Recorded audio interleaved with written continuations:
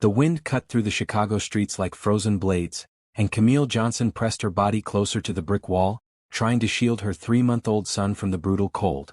Isaiah's lips had taken on a blue tint that terrified her. She'd wrapped him in every piece of clothing she owned, but it wasn't enough. Nothing was enough anymore. Her fingers were numb as she held him against her chest, her own thin coat doing little to protect either of them. The doorway of the closed bookstore offered minimal shelter, but it was better than the open sidewalk where the wind whipped snow into small tornadoes. Camille's beautiful dark skin was ashen from the cold, her natural curls hidden under a threadbare knit cap that had seen better days. She hummed softly to Isaiah, though her voice cracked from dehydration and exhaustion. They'd been on the streets for 2 months now. 2 months since her landlord had changed the locks while she was at the food bank. 2 months since she'd held a steady job. 2 months of watching her savings disappear on temporary motel rooms until there was nothing left. Isaiah made a weak sound and Camille's heart clenched with fear. It was getting worse. His tiny body shivered less now, which she knew from her frantic internet searches at the library meant hypothermia was setting in. Tears froze on her cheeks as she rocked him gently, whispering promises she didn't know if she could keep. "Please baby, please hold on," she whispered. "Mama's going to figure this out." But she didn't know how. The shelters were full. Every single one. Christmas Eve meant families were prioritized, and single mothers with infants were somehow always at the bottom of the list. She tried 3 different places today, walking miles between them, only to be turned away each time. The street was mostly empty now, people safe in their warm homes, preparing for tomorrow's celebrations. Camille tried not to think about last Christmas, when she'd been 5 months pregnant, excitedly decorating her small apartment, dreaming of her future with Isaiah's father. That future had evaporated when he'd walked out 2 weeks after Isaiah was born, taking her rent money with him. Isaiah's breathing seemed shallow. Camille's panic rose in her throat. She needed help. She needed a miracle. "Daddy, look." A child's voice cut through the wind. "That lady has a baby." Camille looked up to see a small girl pointing at her. The child wore a beautiful red velvet coat with white fur trim, her blonde hair in perfect braids. Next to her stood a tall man in an expensive charcoal gray overcoat, carrying shopping bags from high-end stores. "Sophie, don't point," the man said gently, but his eyes had found Camille and Isaiah, and something shifted in his expression. "But Daddy, the baby," Sophie said, pulling her father's hand. "We have to check." The man hesitated for only a moment before walking over, his daughter's small hand firmly in his. As they got closer, Camille could see concern replacing the initial discomfort on his handsome face. He was probably in his mid-30s, with kind hazel eyes and dark hair touched with gray at the temples. "Are you all right?" he asked, crouching down to her level despite his expensive suit. Camille wanted to lie, wanted to say she was fine, but Isaiah made another weak sound, and the words died in her throat. "He's so cold," she heard herself whisper. "I can't. I don't know what to do." Sophie broke free from her father's hand and came closer, peering at Isaiah with wide blue eyes. "Daddy, her baby is freezing." The little girl's voice was urgent, almost scolding. "His lips are blue. We learned about that in my safety class. He needs to be warm right now." The man looked from his daughter to Isaiah, and Camille saw the exact moment he made his decision. He set down his shopping bags and shrugged off his coat, wrapping it around Camille's shoulders. The warmth from his body still clung to the fabric and it felt like heaven. "I'm Julian Bradford," he said quickly. "There's a hotel 2 blocks from here. Can you walk?" Camille nodded, though her legs felt like rubber. Julian picked up his shopping bags in one hand and offered her his other arm for support. Sophie took her father's free hand, looking back at Camille with an expression far too serious for such a young child. "It's okay," Sophie said. "My daddy helps people. He's really good at it." They made their way down the street, Julian's strong arms supporting Camille when she stumbled. She couldn't believe this was happening. People walked past homeless mothers every day. She knew because she'd watched them do it, had seen the way eyes would slide away, refusing to acknowledge her existence. But this man, this little girl, they'd stopped. The hotel lobby was a blast of warm air that made Camille's frozen skin burn. She must have looked awful, must have smelled worse, but Julian didn't seem to notice or care. He guided her to a plush chair in the lobby and spoke rapidly to the woman at the front desk. "I need your best suite. Immediately." The desk clerk's eyes flickered to Camille with barely concealed judgment, but Julian's tone left no room for discussion. Within minutes, they had a key card and Julian was ushering them toward the elevator. Sophie stayed close to Camille, chattering away. Do you like hot chocolate? They have really good hot chocolate here. My daddy brings me sometimes after ice skating. What's your baby's name? Isaiah, Camille managed to say, her voice hoarse. That's a nice name, Sophie said approvingly. I'm Sophie. I'm 5 3/4. The suite was bigger than the apartment Camille had lost. Floor-to-ceiling windows showed the Chicago skyline twinkling with Christmas lights. A massive tree stood in one corner, already decorated and lit. It felt like stepping into a dream. The bathroom is through there, Julian said, pointing. There should be robes. Get warm, both of you. I'm ordering food and calling a doctor. I can't pay. Camille started to say, but Julian held up a hand. This isn't about payment. This is about making sure Isaiah is safe. Will you let me help? Camille looked at this stranger who'd brought them in from the cold without hesitation, who'd given his own coat, who was now offering so much more. Every instinct told her to accept, to grab this lifeline with both hands. Yes, she whispered. Thank you. Thank you so much. Do you believe one moment of kindness can change everything? If this story touched your heart, subscribe to hear what happens next, and comment below about a time someone's compassion made a difference in your life. The hot shower was the first one Camille had experienced in weeks, and she cried under the stream of water, careful to keep Isaiah's face away from the spray as she gently warmed his tiny body. His color was returning, his breathing steadier. She sent up a silent prayer of gratitude. When she emerged in the plush hotel robe, her hair wrapped in a towel, Julian had transformed the suite. Food covered the dining table, everything from soup to sandwiches to fruit. Sophie sat on the floor, carefully arranging stuffed animals she must have retrieved from their shopping bags. For Isaiah, Sophie explained. When he's bigger. A knock at the door announced the doctor, a kind-faced woman named Dr. Patricia Chin who examined Isaiah thoroughly. He's going to be fine, she finally said, and Camille felt her knees go weak with relief. You got him warm just in time. Another hour out there. She didn't finish the sentence. She didn't need to. Dr. Chin left supplies and instructions, refusing payment when Camille insisted she'd find a way to pay her back someday. Just pay it forward, the doctor said with a warm smile. As night deepened, Camille sat on the enormous bed, Isaiah sleeping peacefully beside her, his color healthy and normal now. Julian had taken Sophie back to their own home but had promised to return in the morning. The suite was prepaid for a week, he'd said. Take the time to rest and figure things out. Camille looked around at the beautiful room, at her sleeping son, safe and warm, and for the first time in months she felt something she'd almost forgotten. Hope. Camille woke to sunlight streaming through the suite's windows and a moment of panic before she remembered where she was. Isaiah was still asleep beside her, his breathing even and peaceful. She checked him compulsively, touching his forehead, watching the rise and fall of his tiny chest. He was warm. He was safe. The digital clock on the nightstand read 9:47 a.m. Camille couldn't remember the last time she'd slept past dawn.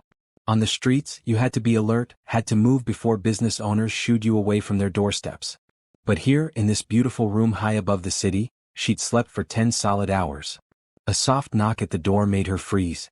She wrapped the robe tighter around herself and padded to the door, checking the peephole. Julian stood in the hallway, Sophie beside him, both carrying shopping bags. Camille opened the door, suddenly self-conscious. Her natural hair was a mess, she wore nothing but the robe and she probably looked exhausted despite the sleep. Good morning, Julian said with a gentle smile. May we come in? Of course, Camille stepped aside. I'm sorry, I just woke up. I should be dressed, I should. You should be resting, Julian interrupted kindly. That's exactly what you should be doing.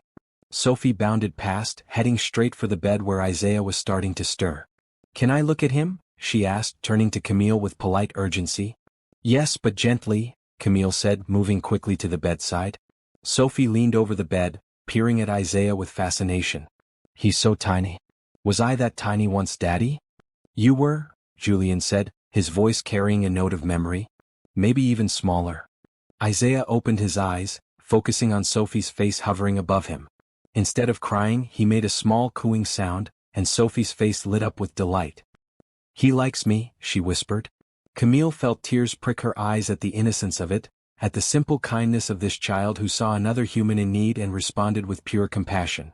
Julian set his shopping bags on the table. We brought some things. Clothes for you, everything Isaiah might need, and breakfast.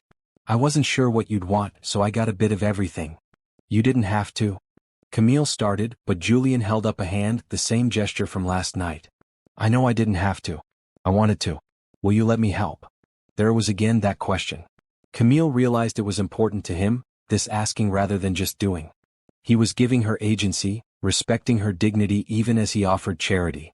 Yes, she said again, and it came easier this time. Thank you, Julian. Over breakfast, sitting at the suite's elegant dining table while Sophie played nearby with Isaiah on a blanket, Camille's story spilled out. She hadn't meant to share everything, but Julian's quiet attention, his non-judgmental presence, made the words flow.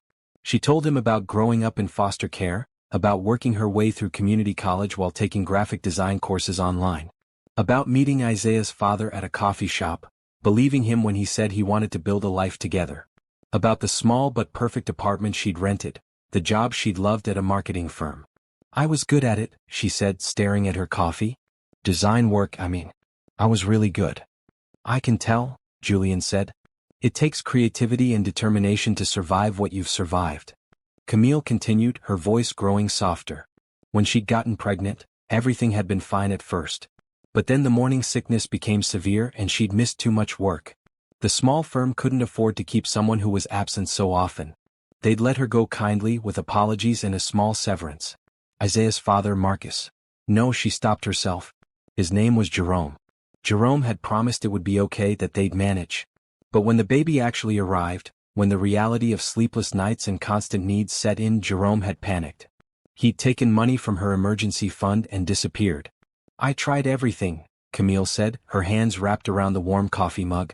Applied for assistance, for housing vouchers, for jobs. But it takes time and I had none. The landlord wouldn't work with me on rent. One day I came back from trying to get formula from a food bank and my locks were changed. Everything I owned was inside. What about family? Julian asked gently. Camille's laugh was bitter. I have a sister, Courtney. She's 2 years older. When I called her, when I begged her for help, she said I'd made my choices and I had to live with them. She'd never liked Jerome and I guess she thought I deserved what I got. Sophie had stopped playing and was listening, her young face troubled. She came over and climbed onto Camille's lap without asking, wrapping her small arms around her. That was mean, Sophie said firmly. Sisters should help each other. Camille hugged the little girl, overwhelmed by the simple comfort. Yes, they should. Julian was quiet for a moment, his expression thoughtful. Finally he spoke. I lost my wife 3 years ago. Cancer. It was fast and brutal, and it left Sophie and me trying to figure out how to exist in a world that suddenly made no sense. I'm so sorry, Camille whispered. People helped us, Julian continued. Family, friends, even strangers. Our housekeeper, Mrs. Kim, moved into the estate to help with Sophie. My business partner covered for me when I couldn't focus. A grief counselor at the hospital reduced her rates to almost nothing because she said she just wanted to help. Without those people, I don't know where we'd be. He looked directly at Camille. I don't believe in coincidence. I believe Sophie and I found you last night because you needed help, and we needed to remember what giving help feels like. So please let me do this. Let me help you get back on your feet. Camille wanted to argue, wanted to say she couldn't accept so much, but looking at Julian's sincere face and Sophie's trusting smile, she realized that refusing wasn't just about her pride. It was about letting them give something they needed to give. Okay, she said. I'll accept your help. But I want to pay it back someday in whatever way I can. Deal? Julian said with a smile. Now let's talk about next steps. This suite is yours for the week, but we need to think longer term. What he proposed was overwhelming. He owned an estate in Lake Forest just outside the city. On the property was a guest house, currently empty. Camille and Isaiah could stay there rent-free while she got back on her feet. He'd help her replace her ID and other documents, which she'd need to apply for jobs or assistance. If she wanted, he could connect her with resources to restart her design career. It's too much, Camille said, even as her heart leaped at the possibilities. It's a guest house that sits empty, Julian countered. You'd actually be doing me a favor. Mrs. Kim worries about pipes freezing in there during winter. Sophie nodded seriously. She does worry about that. She talks about it all the time. Camille looked at Isaiah, sleeping peacefully on his blanket, healthy and safe. She thought about the doorway where they'd been less than 24 hours ago, about Isaiah's blue lips and shallow breathing. She thought about Julian's question. Will you let me help? Yes, she said for the third time, and this time, it felt like opening a door to a future she'd thought was lost forever. Yes, I'll let you help. Thank you. Julian's smile was warm and genuine. Good. We'll move you in tomorrow, give you time to settle. Merry Christmas, Camille. Merry Christmas, she whispered back, and for the first time since Jerome had left, since she'd lost everything, she actually meant it. The Bradford estate was something out of a magazine. As Julian's car wound up the long driveway, Camille pressed her face to the window, unable to believe what she was seeing. The main house was a sprawling stone mansion with tall windows that glowed warmly in the winter afternoon. Gardens, now dormant for winter, stretched out on either side. And there, separate from the main house but equally beautiful, stood the guest house. It's so big, Camille breathed, holding Isaiah close. It's 6 rooms, Sophie said from her car seat beside Camille. There's a kitchen and a living room and 2 bedrooms and 2 bathrooms. Mrs. Kim says it's bigger than her first house. Julian pulled up in front of the guest house and turned to look at Camille. I know it's overwhelming. Take your time getting comfortable. There's no pressure, no timeline. This is a safe place for you and Isaiah to heal and plan.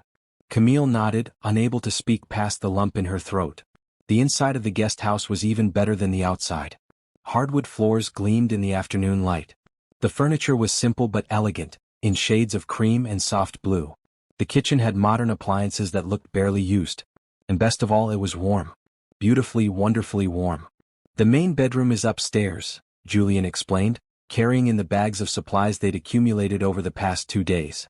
The second bedroom could be Isaiah's nursery, though he's probably too young to be separate from you right now. Sophie tugged on Camille's hand. I'll show you. She led Camille up the stairs, chattering about which room was which. The main bedroom took Camille's breath away. A queen-sized bed dominated the space, dressed in soft green linens. Large windows overlooked the snowy gardens. There was even an attached bathroom with a deep soaking tub. Do you like it? Sophie asked anxiously. I love it, Camille said honestly. It's beautiful. They spent the afternoon settling in. Julian had thought of everything. The fridge and pantry were stocked with food. The closets held linens and towels. There was even a washer and dryer in a small utility room off the kitchen. For someone who'd been doing laundry in gas station sinks for months, it felt like luxury beyond measure. Mrs. Kim arrived around 4, a small, energetic Korean woman in her 60s who took one look at Camille and Isaiah and immediately went into action. Too skinny, she declared, though her tone was kind. Both of you. I'm making dinner. Real food. You don't have to, Camille started, but Mrs. Kim waved her off. Of course I have to. You're staying here now. Your family. Family eats well. Julian caught Camille's eye and smiled. Don't bother arguing. I learned years ago that Mrs. Kim always wins. Smart man, Mrs. Kim said approvingly, already pulling ingredients from the fridge. Dinner was a revelation.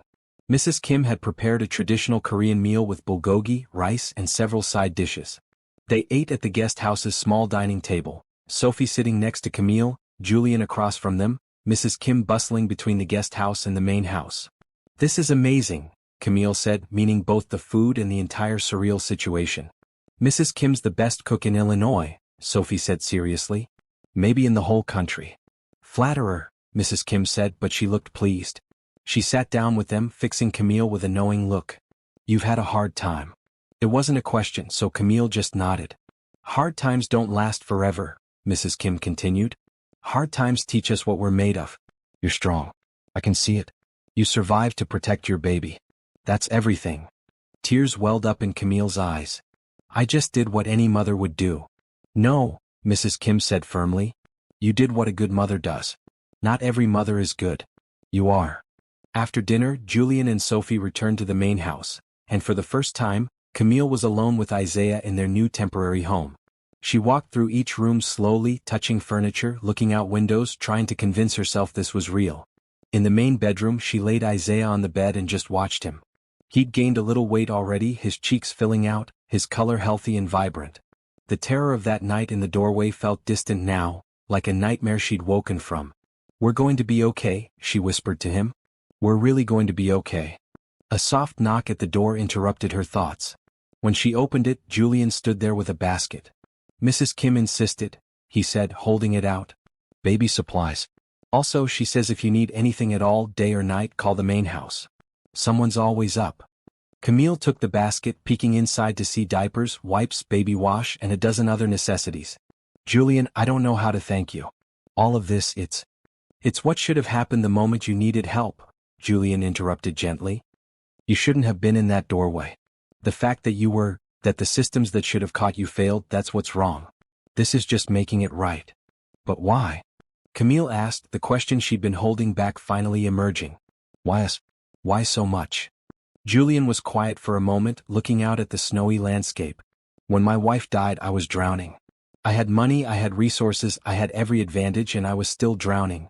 Sophie was barely 2 years old. I didn't know how to be a single parent. I didn't know how to exist without my partner. He turned back to Camille. People helped me. They showed me that asking for help isn't weakness, it's wisdom. They showed me that accepting kindness isn't shameful, it's human. Sophie and I found you that night because we needed a reminder of what really matters. Money, success, business deals, they're all fine. But they mean nothing if we forget to see each other. If we forget to help.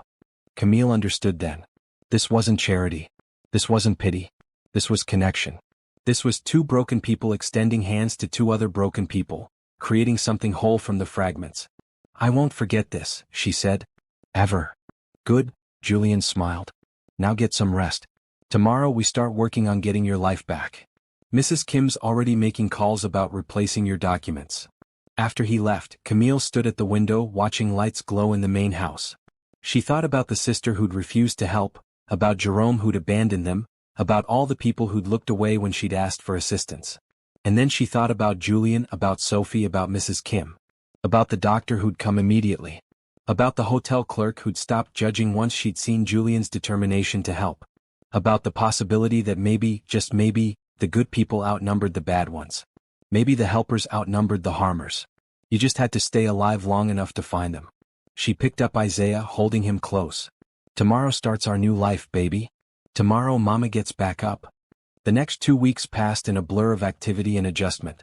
True to his word, Julian had immediately started helping Camille rebuild her documentation. On the first Monday after Christmas, they'd driven to the DMV for a replacement ID. The process should have taken weeks, but Julian knew someone who knew someone, and suddenly Camille had an expedited appointment. I don't want you to think I'm pulling strings inappropriately, Julian had explained as they waited. But I do have connections and I don't see why we shouldn't use them to help someone who deserves help.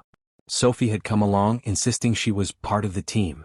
She'd entertained Isaiah in the waiting room, making funny faces that had the baby giggling, a sound that made Camille's heart soar every time she heard it. With an ID came the ability to apply for assistance programs, to open a bank account, to exist in the official world again. Julian had connected her with a social worker named Beth Rodriguez, who'd helped navigate the maze of paperwork without judgment.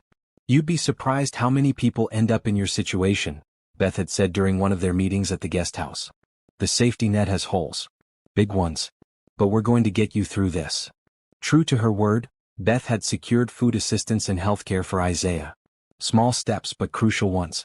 Mrs. Kim had taken Camille under her wing completely. Every morning she'd appear at the guest house with breakfast and company. She'd hold Isaiah while Camille showered. She'd share stories about her own immigration to America 40 years ago, about the kindness of strangers that had helped her build a life. Julian's parents, they gave me a chance, Mrs. Kim explained one morning as they folded laundry together. I had no English, no papers, nothing. But Mrs. Bradford, Julian's mother, she said everyone deserves dignity. She helped me get my citizenship. Paid for English classes. That's where Julian learned kindness. From her. She sounds wonderful, Camille said. She was, Mrs. Kim's eyes grew distant. She died the same year as Julian's wife. It was very hard for him. Lost his mother and his partner in 1 year. But he survived. He had Sophie and Sophie needed him. Just like Isaiah needs you. Camille had started going through her old portfolio, what she'd been able to access online. Julian had given her a laptop, framing it as a loan, though Camille suspected he never expected it back. Looking at her old design work felt strange, like examining artifacts from another life. These are good, Julian said one evening when he'd stopped by to drop off groceries. He'd been looking over her shoulder at the screen. Really good. Have you thought about freelancing while you get back on your feet? I don't have any current contacts, Camille admitted. And my reputation is probably shot. I just disappeared from the industry. No explanation, no notice. Let me make some calls, Julian said. I know people who need design work. Good people who'll pay fairly. Sophie had become Isaiah's devoted guardian. Every day after her school she'd run to the guest house to check on him. She'd read him board books, sing him songs she'd learned in kindergarten, and offer detailed reports to Camille about his development. "He smiled at me today," Sophie announced one afternoon, her face glowing. "A real smile, not a gas smile. Mrs. Kim says there's a difference." "There is," Camille confirmed, touched by the little girl's dedication. "When I grow up, I want to help babies," Sophie said seriously. "Like you do. You take such good care of Isaiah." "It's my job too," Camille said. "And my joy." "But you didn't give up," Sophie said. "Even when things were really, really hard." "That's brave." Out of the mouths of children, Camille thought, hugging the little girl.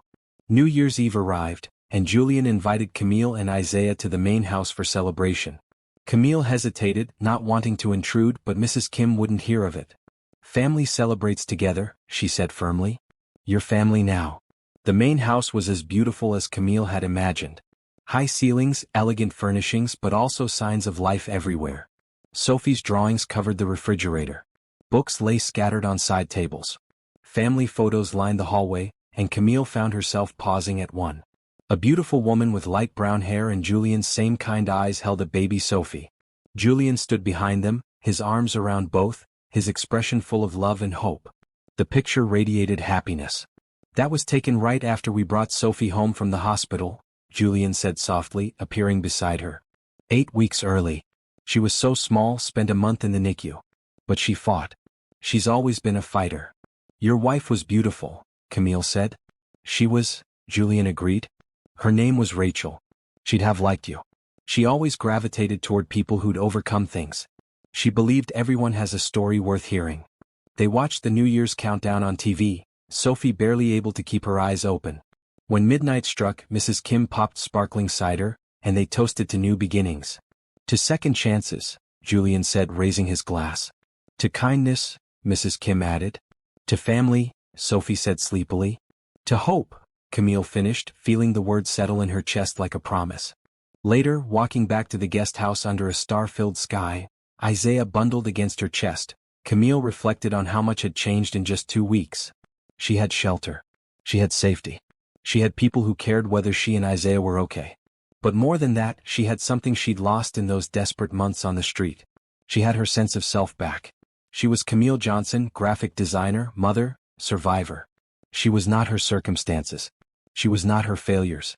She was not Jerome's abandonment or her sister's rejection. She was herself, and that was enough. January brought bitter cold but also unexpected opportunities.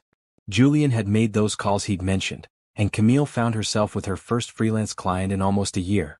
It was a small project, designing a logo for a local startup, but it felt monumental. She'd set up a workspace in the guest house's second bedroom. Julian had provided a proper desk and ergonomic chair, along with a professional monitor. "Consider it an investment," he'd said when she'd protested. "In a designer I have faith in." The work came back to her like muscle memory. Choosing fonts, playing with color palettes, refining shapes until they conveyed exactly the right message. She'd forgotten how much she loved it, how creating something beautiful from nothing made her feel complete. Isaiah had his own routine now. He spent mornings with Camille as she worked, napping in a bassinet beside her desk. Afternoons were with Mrs. Kim, who doted on him shamelessly. "I never had grandchildren," she'd confided. "My daughter chose career over family. This is my chance." Sophie continued her daily visits, now helping Camille with simple tasks.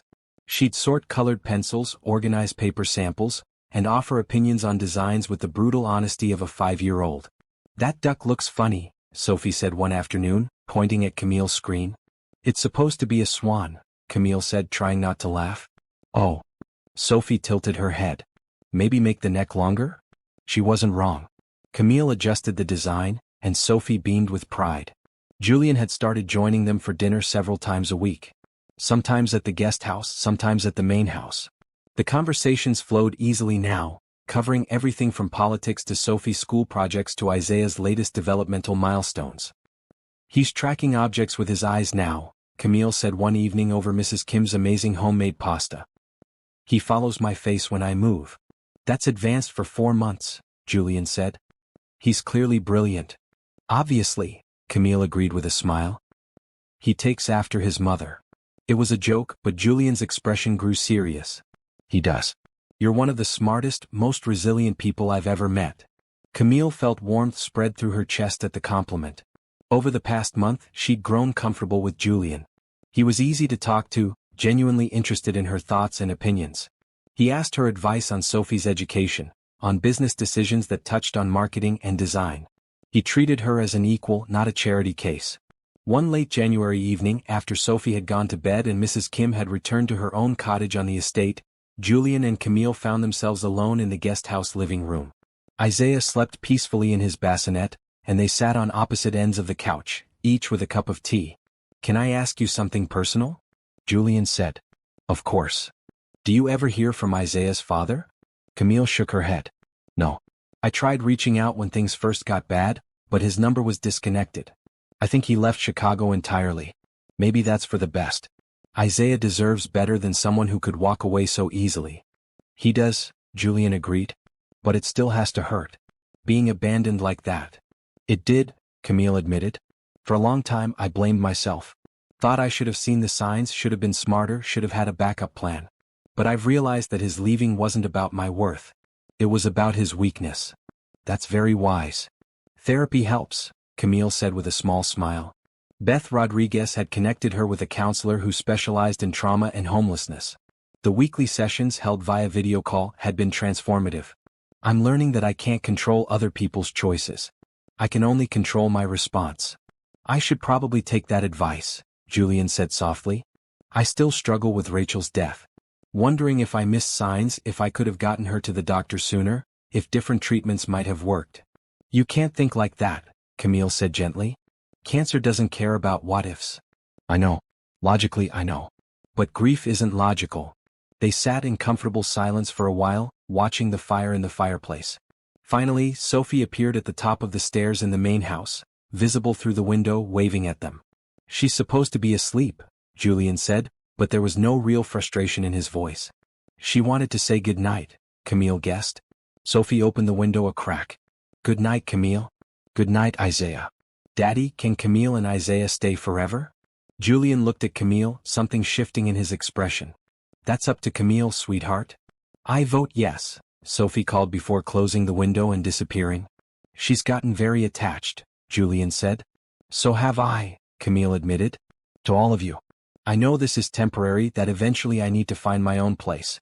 But I'm grateful for every day here." "What if it didn't have to be temporary?" Julian asked suddenly. "What if this could be permanent?"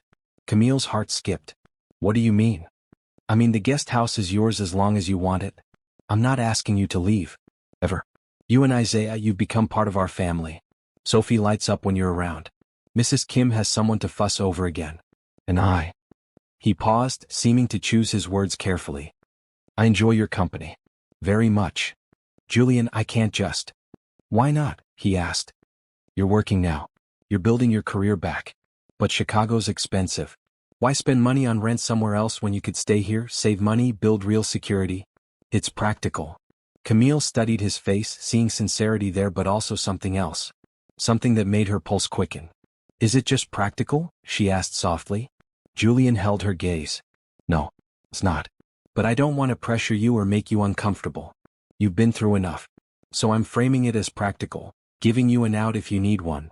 "I don't need an out," Camille heard herself say. "I enjoy your company very much too." The smile that spread across Julian's face was worth everything. "Good. Then it's settled. You're staying. Permanently." If Camille's journey is touching your heart, imagine how many others need their story heard.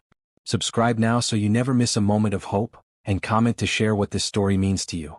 Your engagement helps stories of kindness reach the people who need them most. That night, lying in bed with Isaiah beside her, Camille thought about permanence. About how temporary had always been her reality. Temporary homes, temporary jobs, temporary relationships. But maybe, just maybe, this could be different. Maybe this could be the foundation she'd always dreamed of building. Spring arrived suddenly in early March, melting the snow and coaxing the estate's gardens back to life. Mrs. Kim recruited Camille to help with planting, teaching her about perennials and annuals while Isaiah napped in a portable crib under the shade of an old oak tree. "You have good instincts," Mrs. Kim said as Camille carefully positioned tulip bulbs. "Plants need patience and attention. Like children. Like life." Camille had secured 3 more clients by now. Word was spreading quietly through Julian's professional network about the talented designer working from Lake Forest. She'd even raised her rates, Beth's encouragement ringing in her ears. Know your worth. Money was accumulating in her new bank account. Not a fortune but a cushion. Security. The ability to buy Isaiah clothes without worrying about whether she could afford diapers. Small freedoms that felt immense. Sophie's 6th birthday was approaching, and Julian had asked Camille to help plan the party. Rachel always went all out, he'd explained. Princess themes, elaborate cakes, the works. But I'm not good at this stuff. Sophie wants something special, and I don't want to disappoint her. What does Sophie want? Camille asked. That evening they'd sat down with Sophie over hot chocolate. I want a garden party, Sophie announced. With flowers and butterflies and all my friends. And I want Isaiah to come, obviously. Obviously, Camille agreed solemnly. They'd planned together, the 3 of them, turning Sophie's vision into reality. Camille designed invitations with watercolor butterflies. Mrs. Kim agreed to make a flower-shaped cake. Julian handled logistics, renting tables and a small tent in case of rain. You're good at this, Julian told Camille one evening as they assembled party favors, small packets of wildflower seeds tied with ribbon. I love events, Camille admitted. In my old life, before Isaiah, I sometimes did design work for event planners. It was fun seeing my ideas come to life. You could do that again, Julian said. Branch out beyond logo work. There's real money in event branding. Maybe, Camille said thoughtfully. Once I'm more established. The party was a perfect success. 15 kindergartners ran through the gardens, hunting for the butterfly stickers Camille had hidden. They ate Mrs. Kim's magnificent cake, played games, and shrieked with delight. Sophie glowed with happiness, and watching her, Camille felt a surge of affection so strong it surprised her. She loved this child. Loved her fierce compassion, her innocent wisdom, her generous heart. Sophie had given Camille and Isaiah a future by simply refusing to walk past them that cold Christmas Eve. How did you repay something like that? Best party ever, Sophie declared at the end, hugging Camille tightly. Thank you, thank you, thank you. You're welcome, sweet girl. Later, after the guests had left and Sophie was in bed, Julian and Camille cleaned up together, working in easy companionship. She talks about you constantly at school, Julian said, collecting discarded paper plates. Camille this, Camille that. Her teacher asked if you were a family member. What did you say? Camille asked. I said you were family, Julian replied simply. Because you are. Isaiah's 1st birthday arrived in early April. Camille had been planning something small, just the estate family, but Mrs. Kim wouldn't hear of it. 1st birthday is important, she insisted. We celebrate big. So they did. Mrs. Kim made a traditional Korean 1st birthday table, explaining the significance of each item. We put objects in front of the baby, she said. Whatever he reaches for predicts his future. Thread means long life. Money means wealth. Books mean intelligence. They'd set up the table in the guest house, inviting not just the estate family but also Beth Rodriguez and Dr. Chin, who'd both become friends over the past months. Isaiah, wearing a little blue suit that made Camille's heart melt, sat in his high chair and looked at the array of objects with serious concentration. He reached for the book. Smart boy, Mrs. Kim said approvingly. Just like his mama. They'd cut a small cake and Isaiah had smeared frosting everywhere, laughing with pure joy. Watching him, healthy and happy and so different from the blue-lipped baby in the doorway 5 months ago, Camille couldn't stop the tears. Happy tears, she assured Julian, who'd immediately looked concerned. I know, he said softly. But still, let me get you a tissue. That night, after everyone had left and Isaiah was asleep, Camille stood at the guest house window, looking out at the gardens now in full spring bloom. A soft knock announced Julian's arrival. I have something for you, he said, holding out an envelope. Inside was a check. A large check. And a letter from one of Julian's business associates, offering her a contract position designing marketing materials. 6 months guaranteed work, excellent pay, potential for extension. Julian, this is too much, Camille whispered. It's not from me, Julian said. Not directly. I made an introduction, yes. But Thomas looked at your portfolio and made his own decision. You earned this, Camille. Your talent earned it. She looked at the check again, at the number that represented true financial stability. The ability to save, to plan, to build a real future. I don't know what to say. Say you'll take it, Julian encouraged. Say you'll keep building your career. Say you'll let yourself succeed. I'll take it, Camille said. Then, impulsively, she hugged him. Thank you. For everything. For seeing me when no one else would. Julian's arms came around her, warm and solid. I'll always see you, Camille. Always. When she pulled back, something had changed in the air between them. Julian's eyes held questions, hopes, possibilities. Camille felt them echoed in her own chest. But neither spoke of it. Not yet. The moment was too new, too fragile. Instead, they simply smiled at each other, and that was enough. The email arrived on a Tuesday morning in May. Camille was working on designs for Thomas's company, Isaiah playing with blocks at her feet, when the notification popped up. The sender's name made her freeze. Courtney Johnson. Her sister. Camille stared at the screen, her heart racing. She hadn't heard from Courtney in over a year, not since that desperate phone call when she'd begged for help and been refused. What could her sister possibly want now? Her hand trembled as she clicked open the message. Camille, I heard through mutual friends that you're doing well. I'm glad. I know things were bad between us, but you're still my sister. I'd like to talk. Can we meet? Courtney. Short. Almost businesslike. No apology, no acknowledgement of what had happened. Just a request to meet, as if the past year hadn't been filled with judgment and rejection. Camille felt anger rise hot in her throat. She wanted to delete the email, to block her sister, to pretend she'd never seen it. But something stopped her. Some small voice asking, what if? She called Julian. He'd become her sounding board for difficult decisions, his calm logic balancing her emotional reactions. What do you want to do? He asked after she'd read him the email. I want to ignore it, Camille admitted. But I also want to know what she has to say. Does that make me weak? It makes you human, Julian said gently. And hopeful. There's nothing weak about hoping for reconciliation. What if she just wants to judge me again? To say I told you so? Then you walk away, Julian said. But Camille, you're not the same person you were when you called her last year. You're not desperate or broken. You're strong and successful and surrounded by people who love you. She can't hurt you anymore unless you let her. His words settled something in Camille's chest. He was right. She wasn't that terrified woman in the doorway anymore. She'd survived. She'd rebuilt. She had nothing to prove. She agreed to meet Courtney at a coffee shop in downtown Lake Forest the following Saturday. Julian offered to watch Isaiah, and Mrs. Kim promised to make Camille's favorite Korean comfort food for when she got back. No matter what happens, Mrs. Kim said firmly, you come home to people who love you. Camille walked into the coffee shop with her head high. She wore a beautiful green dress she'd bought with her first paycheck from Thomas, her natural hair styled in elegant twists. She looked successful because she was successful. She looked happy because she was happy. Courtney was already there, seated at a corner table. She looked older than Camille remembered, harder somehow. Her business suit was expensive, her makeup perfect, but her eyes held something Camille couldn't quite identify. Hi, Courtney said as Camille approached. You look good. Thank you, Camille said, sitting down. You too. They ordered coffee, making small talk about the weather, the neighborhood. Finally, Courtney got to the point. I heard you're staying at the Bradford estate, she said. That you're working for Julian Bradford's company. Not his company, Camille corrected. One of his business associates. I'm a freelance designer. But you met through Julian, Courtney pressed. He took you in. Gave you a place to live. Camille felt defensive walls rising. He helped me when I needed help. Yes. I'm not judging, Courtney said quickly. I'm trying to understand. When you called me last year, you were living on the streets. Now you're living on an estate. That's quite a change. It is, Camille agreed. Because someone showed me kindness when you wouldn't. Courtney flinched. That's fair. And that's why I asked you here. To apologize. Camille hadn't expected that. What? I was wrong, Courtney said, her voice dropping.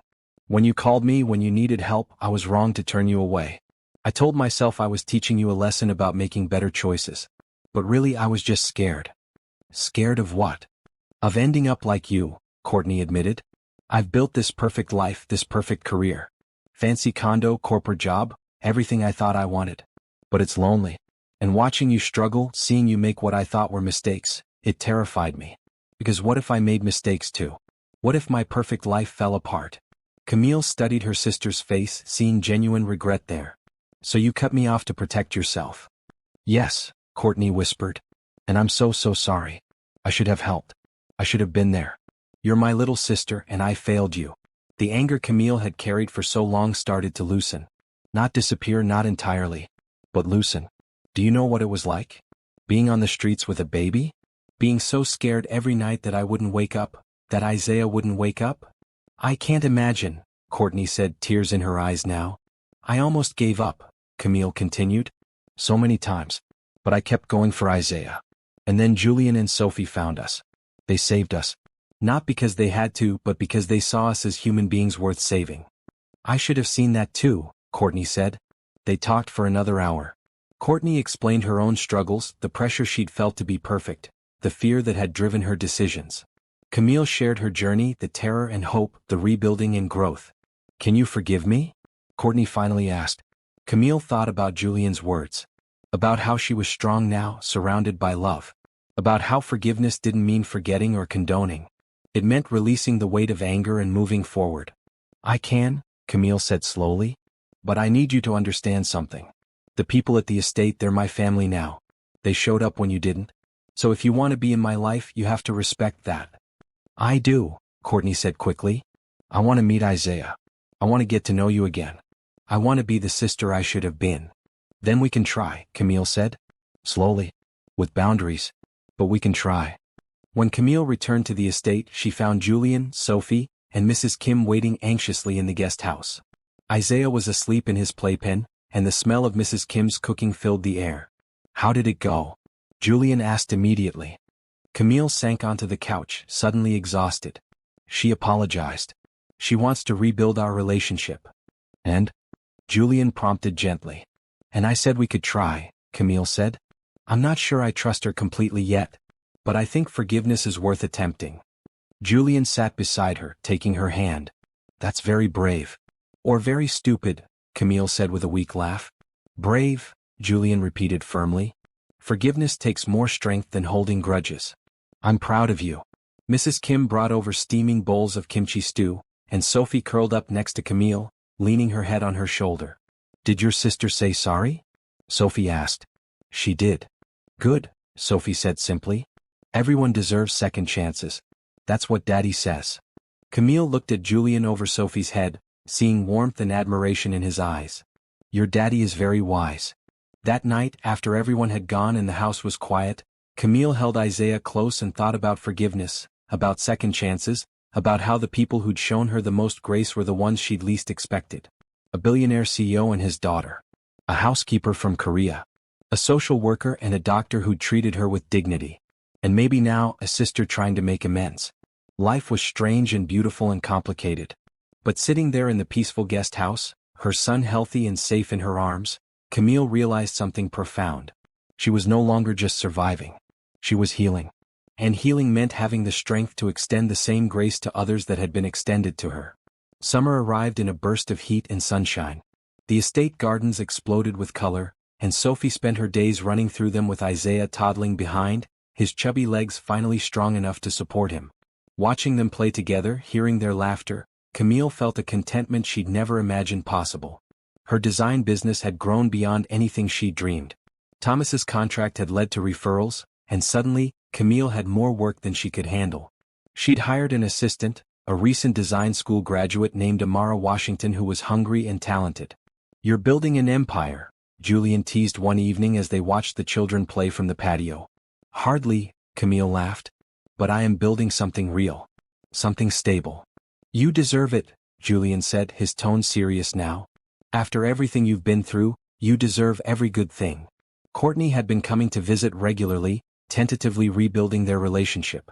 She'd brought gifts for Isaiah, had coffee with Camille weekly, and was making genuine efforts to understand her sister's life. It wasn't perfect and trust was still fragile, but it was progress. One particularly hot July afternoon, Julian asked Camille to come to his office in the main house. She'd been there a few times before, but usually just to drop off paperwork or discuss Sophie's schedule. This felt different. More formal. Is everything okay? She asked as she sat in the leather chair across from his mahogany desk. Everything's fine, Julian assured her. Better than fine. I have a proposition for you. He slid a folder across the desk. Inside was a detailed proposal for a new position. Director of Creative Design at Bradford Industries. The salary made Camille's eyes widen. The benefits were comprehensive. And the position was permanent.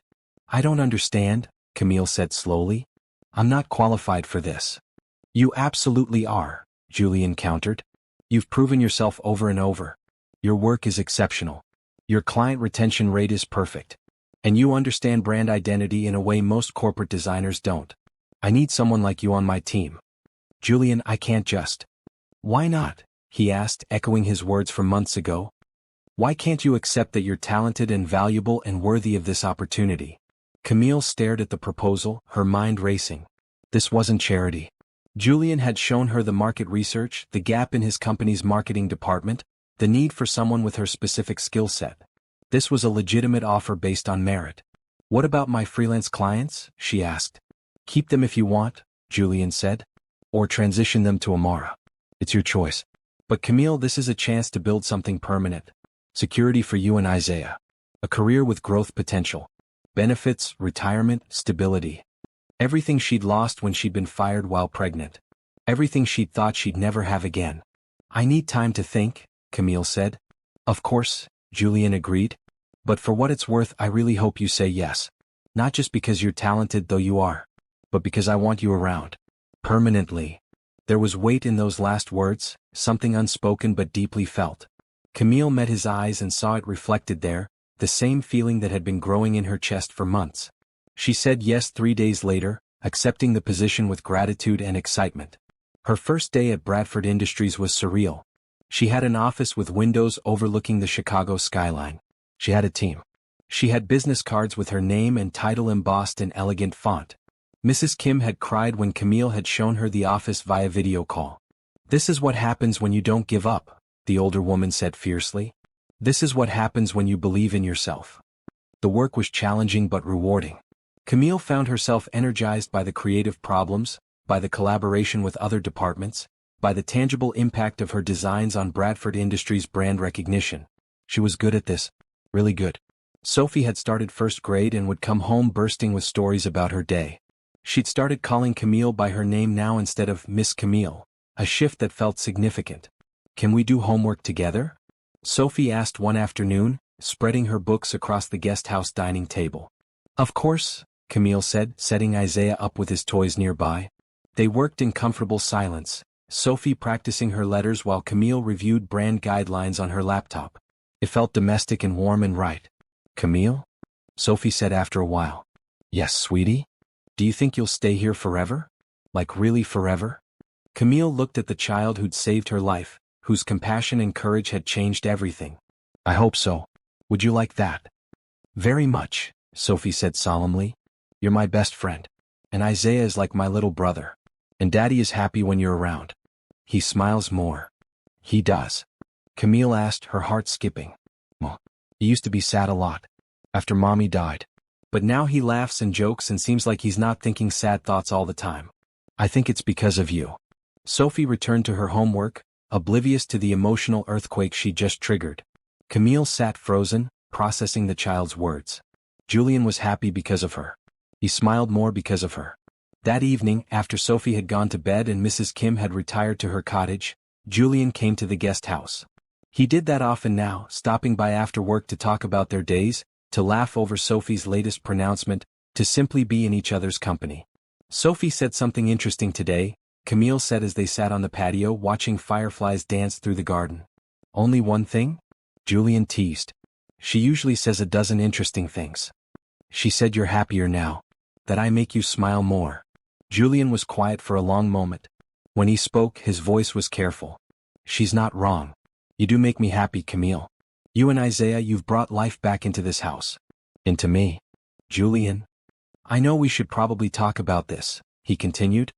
About what's happening between us. But I don't want to rush you or pressure you. You've been through so much. You're finally stable and secure. I don't want to complicate that. Camille turned to face him fully. What if I want complicated? What if I want to talk about this? Hope flared in Julian's eyes. Then I'd say I've fallen for you. Completely. Not because you needed saving but because of who you are. Your strength, your creativity, your grace. The way you love Isaiah, the way you care for Sophie. I love you, Camille. The words hung in the air between them, beautiful and terrifying and exactly what Camille had been feeling but couldn't quite name. I love you too, she whispered. I think I have for a while now. But I was scared.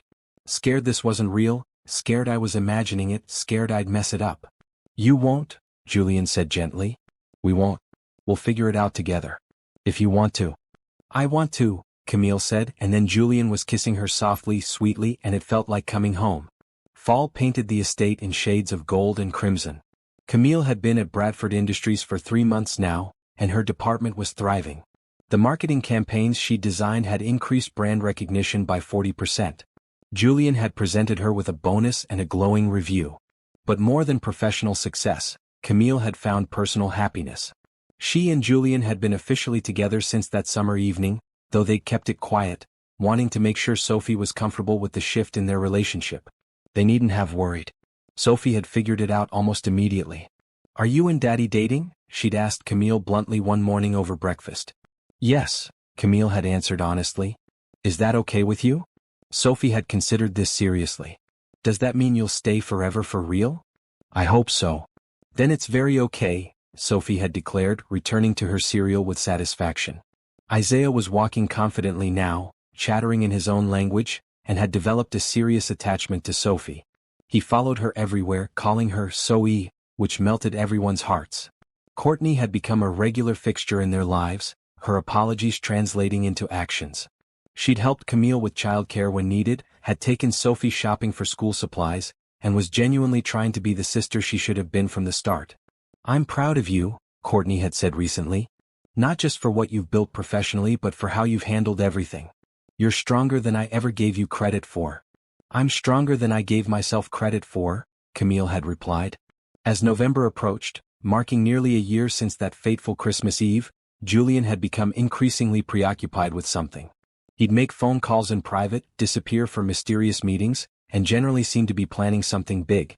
Mrs. Kim knew what it was and refused to tell, giving Camille knowing looks that only increased her curiosity. On a crisp Saturday in late November, Julian announced a family outing. They were going to downtown Chicago, to the exact block where he and Sophie had found Camille and Isaiah. Why? Camille asked, confused. You'll see, was all Julian would say. The drive into the city was filled with Sophie's chatter and Isaiah's babbling. When they arrived at the familiar street, Camille felt a wave of emotion. The bookstore doorway where she'd huddled with Isaiah looked different now, no longer a symbol of desperation but a reminder of how far she'd come. Julian had arranged for them to have dinner at an upscale restaurant across the street, with a window table overlooking the exact spot where their lives had intersected. This is where everything changed, Julian said as they settled into their seats. Sophie was practically vibrating with excitement, clearly in on whatever was happening. Mrs. Kim had taken Isaiah for a special grandma night, so it was just the three of them. It is, Camille agreed, looking out at the doorway. I think about that night all the time. How cold it was. How scared I was. How you stopped when everyone else kept walking. Sophie stopped, Julian corrected. I just followed her lead. We're a team, Sophie said importantly. After dinner, Julian suggested a walk. It was cold again, winter returning, but nothing like that brutal Christmas Eve. They walked to the bookstore doorway, and Julian pulled Camille to a stop right where she'd been sitting that night. A year ago you were here, he said softly. Scared and desperate and doing everything you could to protect your son.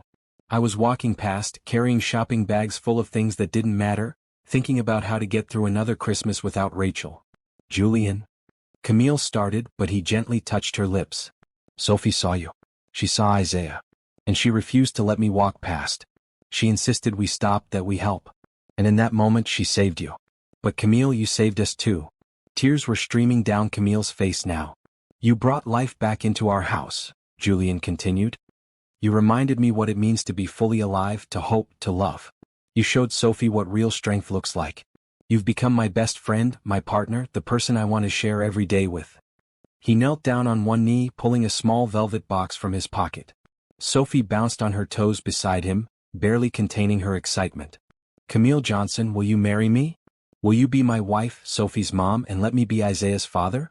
Will you build a forever family with us? Camille looked down at this incredible man who'd shown her kindness when she'd needed it most, who'd seen her worth when she'd forgotten it herself. She looked at Sophie, whose compassion had started everything. She thought about Isaiah, safe and loved and thriving. Yes, she said, her voice clear and strong. Yes, I'll marry you. I love you. All of you. Julian slipped the ring on her finger, a beautiful sapphire surrounded by small diamonds, and stood to kiss her. Sophie crashed into them both, wrapping her arms around their legs. "We're going to be a real family," Sophie shouted. "A forever family." People walking past smiled at the scene. Some probably recognized the spot, remembered the homeless woman who used to sit there. Maybe they were glad to see she'd found her way. Or maybe they just saw what Camille saw. A family, imperfect and blended and absolutely right, standing in the exact spot where grace had transformed tragedy into hope. Christmas Eve arrived again, the estate transformed into a winter wonderland. Mrs. Kim had outdone herself with decorations, and the main house glowed with lights and warmth. Camille stood at the window of what was now officially their home, the guest house transformed from temporary shelter to permanent residence, watching snow fall softly on the gardens. The wedding was planned for spring, a small ceremony on the estate with close friends and family. Courtney would be Camille's maid of honor, a symbol of forgiveness and new beginnings. Sophie would be the flower girl, a role she took very seriously. Isaiah would carry the rings, though at barely 2 years old, his job would really be to look cute. But tonight wasn't about the wedding. Tonight was about remembering and honoring the journey that had brought them here. Julian came up behind Camille, wrapping his arms around her waist. "Ready?" "Ready," she confirmed. They'd made a tradition of it, something Camille had insisted on. Every Christmas Eve, the Bradford family would volunteer at the homeless shelter downtown, serving meals and distributing warm clothes. It was important to Camille that Sophie and Isaiah grow up understanding how fragile security could be, how important compassion was. The shelter was packed, families and individuals seeking warmth and food. Camille recognized some faces from her own time on the streets, though she'd been too scared to come inside back then, worried they'd separate her from Isaiah. "Camille?" a voice called out. She turned to see Marie, a woman she'd met at the food bank during those desperate months. Marie's eyes widened with recognition. "Oh my God, you made it. You really made it."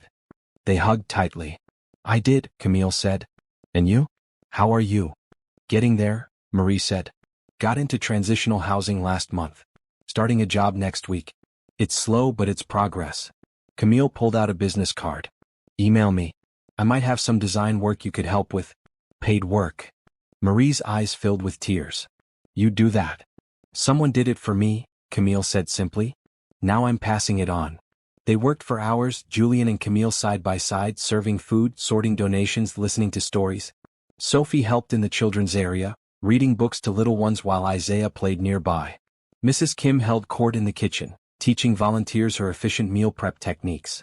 As midnight approached, Julian gathered their family together outside the shelter. Sophie held Isaiah's hand, both children bundled in warm coats, their breath making clouds in the cold air. "1 year ago tonight," Julian said, looking at each of them, "we found each other." Sophie's compassion led us to Camille and Isaiah. And that moment of grace changed everything. "It saved us," Camille added, pulling Sophie close. "Your beautiful heart saved us, sweet girl."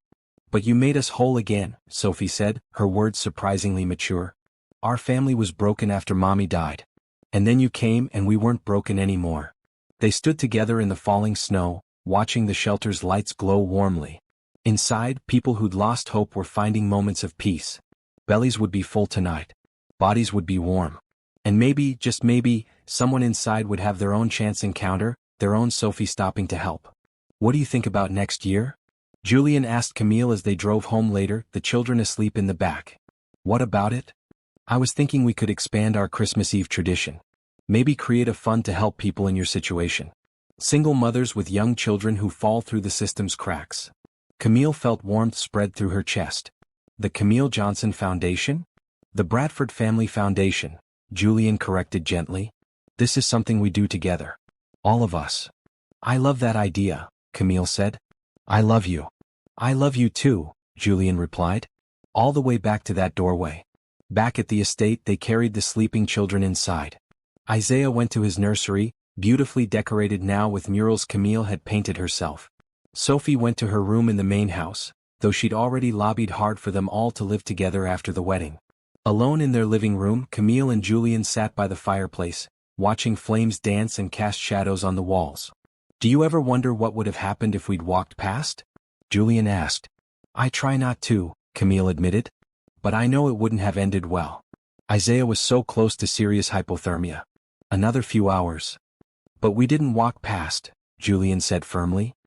Sophie stopped us. And look at what we built from that moment. Camille looked around at the beautiful home, thought about her thriving career, about the family they'd created from broken pieces. She thought about Sophie's compassion, about Mrs. Kim's wisdom, about Julian's steadfast support. She thought about her own strength, proven through fire. I used to think I needed saving, Camille said softly. And I did in that moment. But what I really needed was someone to see me. To remind me I was worth seeing. You gave me that. You, Sophie, Mrs. Kim, everyone. You gave me back my sense of worth. You always had worth, Julian said. We just had the privilege of witnessing it. Later, as Camille lay in bed, Isaiah's baby monitor softly transmitting his peaceful breathing, she thought about the journey from that doorway to this moment. It hadn't been easy. There had been moments of doubt, of fear, of wondering if happiness this profound could really last. But it had lasted. And it would continue lasting because it was built on something real. Not on charity or pity, but on mutual respect, genuine love, and the understanding that helping others didn't diminish you. It expanded you. The snow continued falling outside, blanketing the estate in white. Somewhere in the city, in doorways and under bridges, people were struggling to survive the night. Camille sent up a prayer for them, a wish that they'd find their own Sophie, their own moment of grace. And she made a promise to herself, she would be that grace for others. She would stop when others walked past. She would see people when the world looked away. She would remember where she'd been and use that memory to light the way for others. Because kindness, hope, and love weren't just pretty words. They were actions. They were choices made every day in big moments and small ones. They were what saved people. What saved families. What saved the world, one compassionate act at a time. As Camille drifted off to sleep, Julian's arm around her, she smiled. Tomorrow would bring new challenges, new joys, new moments to choose kindness over indifference. But tonight, on this Christmas Eve, 1 year after her life had been saved by a billionaire CEO and his compassionate daughter, Camille Johnson was exactly where she belonged.